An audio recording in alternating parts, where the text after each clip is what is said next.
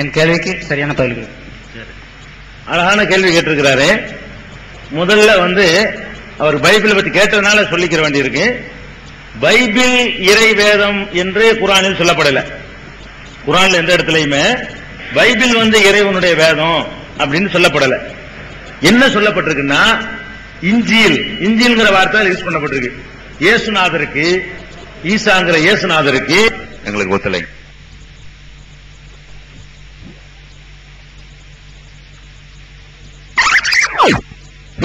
கடவுளுடைய தூதர் என்று குர்ஆன் சொல்லுது. முகமது நபி மாதிரியே அவரும் ஒரு கடவுளுடைய தூதர், ஒரு கடவுள் கொள்கை தான் அவர் சொன்னாரு. ஆனா அவங்க கடவுளுடைய மகன் என்று மாத்திக்கிட்டது இஸ்லாம் கண்டிக்குது. கடவுளுடைய தூதரா வந்தவரை இயேசுநாதரை கடவுள் மகன் சொல்வதை இஸ்லாம் கண்டிக்குது. அதே நேரத்தில் இயேசுநாதருக்கு ஒரு வேதம் இஞ்சில் கொடுக்கப்பட்டதா குர்ஆன் சொல்லுது. ஆனா பைபிள் இஞ்சில் கிடையாது. ஏன் கிடையாதுன்னு கேட்டா, வேதம் என்பது எப்படி இருக்கும்னா கடவுள் மனிதனிடத்தில் பேசுகிற மாதிரி இருக்கிறது பேர் தான் வேதம். முகமதே அப்படி செய், முகமதே இது செய்யாதே, இப்படி குர்ஆன்ல எல்லாம் இருக்கும். அப்ப இயேசுநாதருக்கு வந்த வேதம் எப்படி இருக்கும்னு கேட்டா, இயேசுவே அப்படின்னு இயேசுவை கடவுள் கூப்பிட்டு பேசுற மாதிரி இருக்கணும். பைபிள் இப்ப சொல்லக்கூடிய அந்த புதிய ஏற்பாடு எடுத்துக்கிட்டீங்கன்னா அதுக்கு இயேசுக்கு சம்பந்தம் கிடையாது. மத்தேயு இருக்கு, மார்க் இருக்குது, லூக்கா இருக்குது, யோவான் இருக்குது. இந்த 4 சுவிசேஷங்களும் என்ன சொல்லுதுன்னு கேட்டா இயேசுநாதருடைய வரலாறு சொல்லுது. இயேசுநாதருக்கு பிறகு இயேசு அங்க போனாரு, இயேசு இங்க வந்தாருன்னு சொல்லி அவருடைய வரலாற்று நூல் தான் அது. கடவுள் அவர்கிட்ட பேசுனது அதுல இல்ல. அதுலயே மத்தேயு என்பவர் இயேசுநாதர் அங்க போனாரு, இங்க போனாரு, இந்த பிரசங்கம் பண்ணினாரு, அந்த மாதிரி இதை குணப்படுத்தினாரு, அவங்கள இது பண்ணாரு, இப்படியான விஷயங்கள் தான் அதுல வருது. அப்ப கடவுளுடைய வேதம் என்று ஒண்ணு அவர் வந்திருக்கும்ல, அதை காணோம், அது இல்ல. அது மாதிரி அப்போஸ்தலர்களுக்காக வேண்டிய பவுலடிகள் கொண்டு வந்தார நிருபங்கள், அதுக்கு பிந்தி உள்ளது 4 சுவிசேஷத்துக்கு பின்னாடி, அதுகளையும் நீங்க பாத்தீங்கன்னு சொன்னா இயேசுநாதருக்கு பிந்தி எழுதப்பட்ட சில ரூல்ஸ்கள் தான் இருக்குது. நம்ம என்ன கேட்கிறோம்னா இயேசுநாதரோட கடவுள் பேசியிருப்பார் இல்லையா, அப்படி ஒரு வேதம் இருக்குன்னு சொல்லுது. அது எங்கன்னா அது இல்ல. இயேசுநாதருடைய மரணத்துக்கு பிறகு அவருடைய வரலாறு எழுதப்பட்ட நூல் தான் பைபிள். அதனால நீங்க பைபிளை படிச்சு பார்த்தாலும் தெரியும். அதனால நீங்க பைபிளே கடவுள் வேதம்னு சொல்வதாக சொன்னா அது தவறு. உங்கள் சகோதரருக்காக வேண்டி இது பற்றி கூடுதல் விளக்கத்தை, ஏன்னா இது நிறைய பேருக்கு கிறிஸ்துவ சமுதாயத்தில் உள்ளவர் தான் விளங்கும் இந்த விஷயங்கள், மற்றவங்களுக்கு கொஞ்சம் கஷ்டமா இருக்கும். அதுக்காக வேண்டி உங்களுக்கு கூடுதல் விளக்கத்துக்காக வேண்டி 2 நூல் உங்களுக்கு தர்றோம், 2 புஸ்தகம், எல்லா சந்தேகங்களையும் தீர்க்கக்கூடிய நூல். ஒன்னு இதுதான் பைபிள் அப்படின்னு நூல் படிச்சிருக்கீங்களா? இறைவனுக்கு மகனாண்டு ஒரு நூல் படிச்சிருக்கீங்களா? அதுலதான் உங்களுக்கு எல்லா வாரம் இருக்குது. அதுல இருந்து கேளுங்க, நீங்க உங்களுக்கு எல்லாம் கிளீனா எழுதிருக்கமே.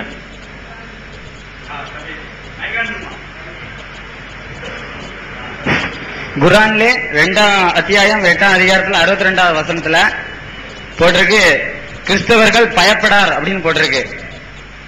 படிச்சுனா எப்படி இருக்கு? எப்படி இருக்கு? என்ன கேள்வி உங்களுக்கு?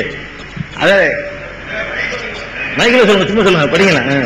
நிச்சயமாக எவர்கள் ஈமான் கொண்டவர்களாகவும் இன்னும் எவர்கள் யூதர்களாகவும் கிறிஸ்தவர்களாகவும் சாபியர்களாகவும் இருந்து அவர்களில் எவராயினும் உண்மை கொண்டு நற்செயலை செய்தார்களோ அவர்களுக்கு அவர்களுடைய நற்கூலி அவர்களின் ரப்பிடத்திலே இருக்கிறது. இன்னும் அவர்களுக்கு எவ்வித பயமும் இல்லை, அவர்கள் கவலைப்படவும் மாட்டார்கள். இப்படி இருக்கும் பொழுது கிறிஸ்தவர்கள் என்ற ஒரு இருக்கு, மார்க்கம் இருக்கு. அப்படின்னா பைபிள் ஒரு மார்க்கம், ஒரு பைபிளை பத்தி சொல்லவே இல்லை. கிறிஸ்தவர்கள் இருக்கிறாங்க. கிறிஸ்தவன்னா என்னன்னு கேட்டா இயேசுநாதர், உங்களுக்கு நானே தெளிவா சொல்லிடுறேனே, இயேசுநாதர் என்ன சொன்னாரோ அதை செய்யறதான கிறிஸ்துவம். முஸ்லீம்கள் வட்டி வாங்குறாங்க, அது இஸ்லாம் இல்ல. முஸ்லீம்கள் திருடுறாங்க, அது இஸ்லாம் இல்ல. முஸ்லீம் லஞ்சம் வாங்குறாரு, அது இஸ்லாம் இல்ல. இஸ்லாம்ங்கிறது எது? குர்ஆன்ல இருக்கணும், இல்ல முகமது நபி சொல்லி இருக்கணும். அப்ப கிறிஸ்துவம் என்பது என்னன்னு கேட்டா இயேசுநாதர் எதை சொன்னாரோ அதுதான் கிறிஸ்துவம். இயேசுநாதர் எதை சொன்னாரு அப்படின்னு கேட்டா, ஒரு பெண்மணி வருது, தன்னுடைய பிள்ளைகளுக்காக வேண்டி ஆசி வழங்கும்படி கேட்குது இயேசுநாதர்ட்ட. அவர் என்ன சொன்னார்னு கேட்டா, நான் குழந்தைகளின் அப்பத்தை எடுத்து நாய்களுக்கு போட மாட்டேன், பிள்ளைகளின் அப்பத்தை எடுத்து நாய்களுக்கு போட மாட்டேன், இயேசு சொன்னதாக இருக்குது. இருக்கா பைபிள்ல? இருக்குது. அவரே என்ன சொல்றாருன்னா, நான் இஸ்ரவேலர்களுக்காக அனுப்பப்பட்டவனை தவிர மற்றவர்களுக்கு அனுப்பப்பட்டவன் இல்லை, இஸ்ரவேல் சமுதாயத்திற்கு மட்டும்தான் அனுப்பப்பட்டவன் என்று சொன்னது இப்ப உள்ள பைபிள்ல இருக்குது. அப்ப இயேசுநாதர் சொல்றது நீ கடைப்பிடிக்கிறதா இருந்தா அவரே உங்களுக்கு வரலன்ட்டாரு. இயேசுநாதர் சொல்றாரு நீ எல்லாம் பேசக்கூடாது, நான் இஸ்ரவேலுக்கு வந்திருக்கிறேன் அப்படின்னு சொல்லிவிட்டாரு. இயேசுநாதர் நான் யாரை திருத்த அனுப்பப்பட்டேன்னு சொன்னாரோ, ஒரு அம்மா தன் பிள்ளைகளுக்கு ஆசி கேட்கும் பொழுது நாய்கள்ன்றாரு இருக்கு. அதுல பிள்ளைகளின் அப்பத்தை எடுத்து நாய்களுக்கு போட மாட்டேன் அப்படின்னு சொன்னதா இருக்குது. அப்ப நான் என்ன கேட்கிறேன்னா, நீங்க எப்படி அதை ஃபாலோ பண்ணலாம்? இயேசு ஃபாலோ பண்ண வேணான்ட்டார்ல. நான் இயேசு சொன்னதான் கேட்கணும். இப்ப உள்ள சபைகள் சொல்றதை கேட்கக்கூடாது. இயேசு சொன்னது என்ன? நீங்க இஸ்ரவேலரா? நீங்க இல்ல இஸ்ரவேலரா, நீங்க அவர் பின்பற்றலாமா? அதான் கேள்வி. நீங்க இஸ்ரவேல் இல்லைன்னா அவர் இஸ்ரவேல் மட்டும் நீ பின்பற்றலாம்னு சொன்னாரு. நீங்க எப்படி அவர் பின்பற்றுவீங்க? கேட்கும் போது விரட்டி விட்டாரு. கானானிய ஸ்திரீ வர்ற ஒரு பெண்ணு, கானான் நாட்டு ஸ்திரீ ஒருத்தி வரும் பொழுது கேட்கும் பொழுதுதான் காலையெல்லாம் கழுவி விடுற அந்த அம்மா இயேசுடைய காலை. அப்புறமா சொல்றாரு போ வராதே, கிட்ட வராதே அப்படின்னு. அப்ப அவர் வேற கானான் பக்கத்துல உள்ளது கானான்ங்கிறது. கானான் நாட்களே வர விடாட்டாங்க, நீ தமிழ்நாட்டு ஆளுக்கு ஏன் போறீங்க? இயேசுவை பின்பற்றுங்க, அதான் கிறிஸ்துவம். இயேசு சொன்னதே என்னது? அவரே சொல்லிட்டு போறாரு, எனக்கு பின்னாடி ஒருத்தர் வருவாரு, அவரை ஃபாலோ பண்ணுங்கன்னு போயிருக்காரு. இப்ப இஸ்லாமியர் எல்லாரும் குர்ஆனை படிக்காங்களா? இல்ல இல்ல, படிக்கிறது இல்ல. படிக்கிறது கிடையாது. நானும் பைபிள் ஓரளவு கொஞ்சம் தெரிஞ்சிருக்கேன், பைபிளை பற்றி சில சிந்தனைகள். அப்படின்னா எனக்கும் அவங்களுக்கு என்ன வித்தியாசம்? வித்தியாசம் இல்லதான். நாங்க கண்டிச்சுட்டு தான் இருக்கிறோம். குர்ஆனை படிக்கல முஸ்லீம்கள் நாங்க சொல்றோம். அதனாலதான் நிறைய மிஸ்டேக் எங்கள்கிட்ட இருக்குங்கிறத நாங்க ஒத்துக்கிறோம். படிக்க வைக்க நாங்க தூண்டிக்கிட்டு இருக்கிறோம். இப்ப உள்ள நிலையில நீங்களா குர்ஆனை படிக்கிறீங்க, படிக்கல. வித்தியாசம் நீங்க சேர்ந்தாவா தான் இருக்கிறீங்க.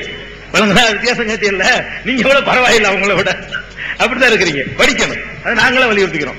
அப்படின்னா பரலோக ராஜ்யத்தில் பங்கடையும்னா கிறிஸ்தவர்கள் பங்கடைவார்களா மாட்டார்களா? கிறிஸ்தவர்களுக்கு யாருக்கு அனுமதி இருக்கு? அவர்கள் கிறிஸ்தவர்களே.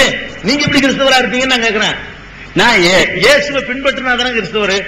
ஆமா, இயேசு என்னை பின்பற்றாரு உங்களுக்கு சொல்லிட்டார்ல.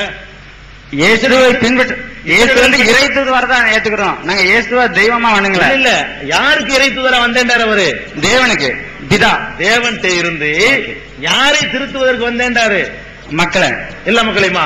ஆமா. பைபிள்ல ஒரு வார்த்தை காட்டுங்க அப்படி. அதாவது பாவத்தின் இஸ்ரவேல் மக்கள் சொன்னாரா பொதுமக்கள் தாரா? அவர் இஸ்ரவேல் மக்கள் மட்டும்தான் வந்தேன்னு சொன்னாரா? பைபிள்னு சொல்லுங்க.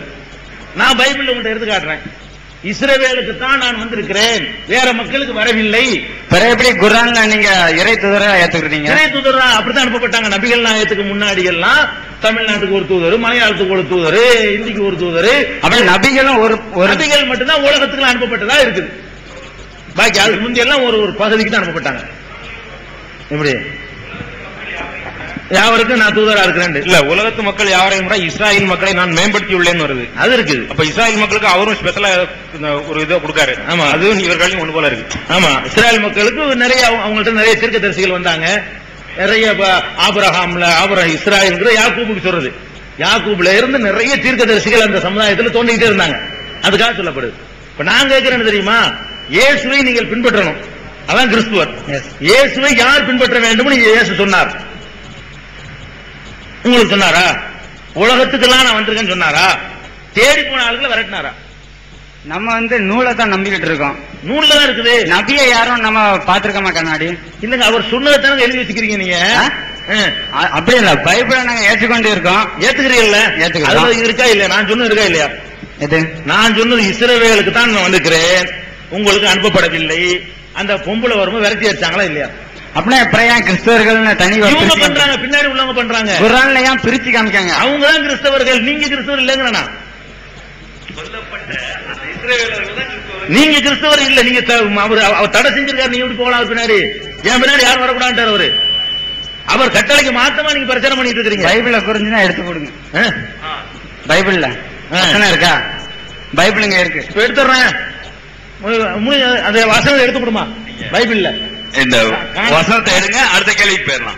உங்களுக்கு அடுத்த நாலு இருக்கு, ஏதாவது ஒண்ணு எடுத்து கொடுங்க. அது பைபிள் கொடுங்க, எடுத்துருவாரு. பைபிள் தான் கொடுங்க, எடுத்துற சொல்றேன். கொடுங்க. அடுத்த கேள்விக்கு போயிடலாம். எட்டாம் நம்பர் கேள்வி யாரு?